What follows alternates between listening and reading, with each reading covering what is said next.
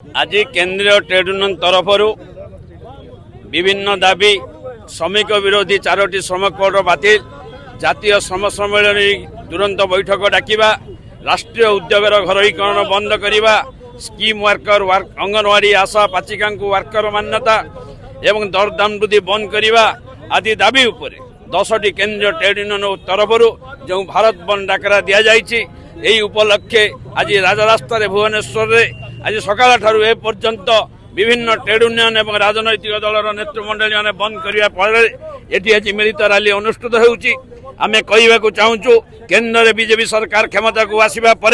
गोटे पर गोटे जनविरोधी नीति श्रमिक मारण नीति आपणई तुरंत भारत बंद को हृदयंगम करी केन्द्र बीजेपी सरकार तुरंत